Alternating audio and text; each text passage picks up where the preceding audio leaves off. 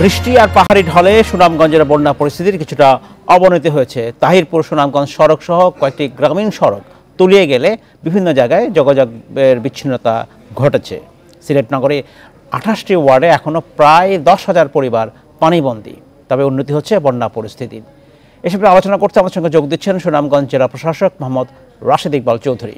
জনাব চৌধুরী, আপনাকে স্বাগত জানাচ্ছি। আশা করছি আপনি ভালো আছেন। বলছিলাম সুনামগঞ্জের বন্যা পরিস্থিতি নিয়ে আপনার কাছে জানতে চাইব যে মূলত হচ্ছে যেসব ফসল রক্ষা বাঁধ, মূলত যেগুলো অস্থায়ী ফসল রক্ষার জন্য, সেগুলো কি সংস্কার করা হয়েছিল কিনা এবারের বন্যার আগে এবং সেগুলোর অবস্থা কি বর্তমানে?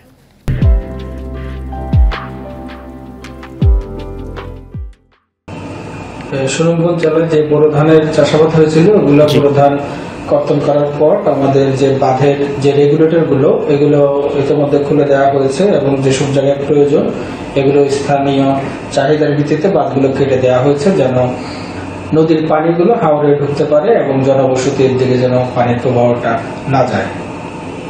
এর ফলে কি জলাবদ্ধতা তৈরি হবে কিনা দীর্ঘ সময়ের জন্য? যেহেতু আপনি বলছেন যে স্লুইস গেটের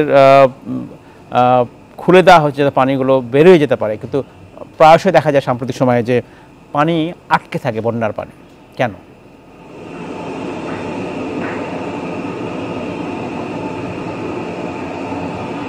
আসলে যখন বৃষ্টিপাতের মাত্রাটা বেশি হয় তখন পানিগুলো আপনার সুরমা নদীতে পিআইএন গোয়েনঘাট থেকে এগুলো সুরমা নদীতে মেঘনা নদী থেকে যায়। আর পানির প্রবাহ বেশি হলে আপনার এটা যেতে সময় লাগে। তো এই কারণে এই জন্য পানির ওভারফ্লো যখন না হয় জনবসতিতে, সেজন্য আমরা বাঁধের যে রেগুলেটর গুলো খুলে দিয়েছি, যেন হাওরের যে পানির ধারণ ক্ষমতা রয়েছে এই পানিগুলো যদি হাওরে ডাইভার্ট হয়ে যায় তাহলে জনবসতি থেকে যাবে না এবং নদীগুলো পানিগুলো মেঘনা হয়ে সাগর দিকে চলে যাবে। সার্বিক জেলার বন্যা পরিস্থিতিতে যারা আক্রান্ত হয়েছেন, যারা যেসব দুর্গত মানুষ আছেন, তাদের কাছে প্রশাসনের পক্ষ থেকে সাহায্য সহযোগিতা কতটা পাঠানো হলো?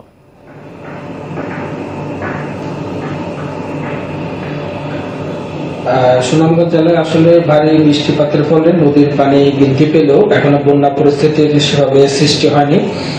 এখানে আমাদের যে কয়েকটি স্টেশন রয়েছে পানির, এর মধ্যে শুধুমাত্র ছাতক পয়েন্টে বিপদসীমার উপর দিয়ে প্রবাহিত হচ্ছে, কিন্তু আপনার কোনো লোকালয় সেভাবে ফ্লাডেড হয়নি। কিছু বিচ্ছিন্নভাবে আপনার রাস্তা ডুবে গিয়েছে, এগুলো নিচু রাস্তা ছিল, সাবমার্সিবল রাস্তা, এবং কিছু যে ঘর বাড়ি ক্ষতিগ্রস্ত হয়েছে এটা বিশম্বরপুর উপজেলায় 17টি ঘর।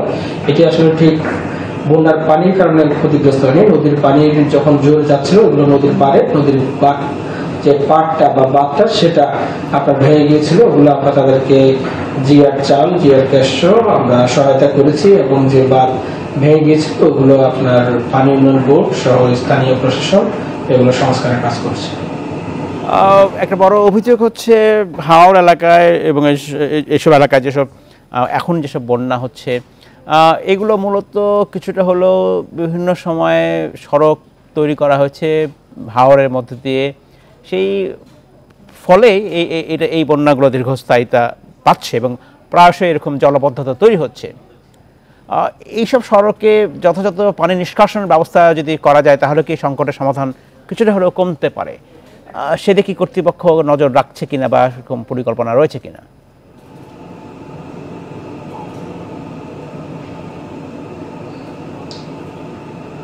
সুনামগঞ্জ জেলায় আসলে যে হাওরগুলো রয়েছে, যেহেতু এটা মেঘালয়ের পাদদেশে অবস্থিত, আপনার পাহাড়ি ঢল যখন আসে সাথে কিন্তু আপনার সিলটেশন হয়ে নদীর নাব্যতা বা হাওরের নাব্যতাটা হ্রাস পায়। তো এই কারণে একটি পানি সম্পদ মন্ত্রণালয় থেকে পানি উন্নয়ন বোর্ডের মাধ্যমে একটি সমন্বিত প্রকল্প গ্রহণ করা হয়েছে, যার মাধ্যমে এটা ড্রেজিং করা হবে।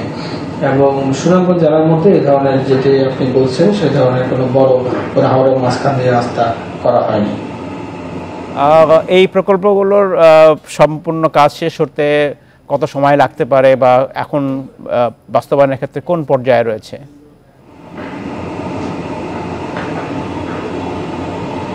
এটা কাজ চলছে আপনার, এটা যেহেতু অনেক কিলোমিটার, প্রায় 446 কিলোমিটার, এটি আপনার একটু সময় সাপেক্ষ বিষয়, কিন্তু খুব দ্রুত গতিতে এটা কাজ চলছে। আরেকটি বিষয়, যদিও আমি যেটা বলছিলাম শুরুতে যে সিলেটের 18টি ওয়ার্ডে প্রায় 10,000 পরিবার পানিবন্দী রয়েছে, যদিও এটা সুনামগঞ্জে নয়, সেখানকার সর্বশেষ অবস্থা কি? সেখানকার স্থানীয় প্রশাসন যোগাযোগ রাখছে কিনা পানি বন্দীদের সাথে?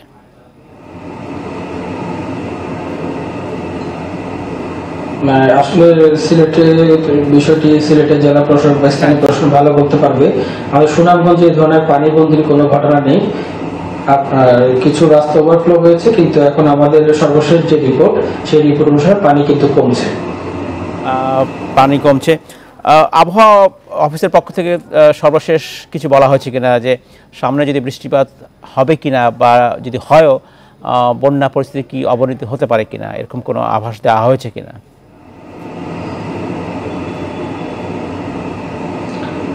আবহাওয়া অধিদপ্তরের যে পূর্বাভাস, সেতে বলা হয়েছে আগামী এই 3 তারিখ থেকে পরবর্তী 72 ঘন্টা ভারী বৃষ্টিপাত থেকে অতি ভারী বৃষ্টিপাত হতে পারে।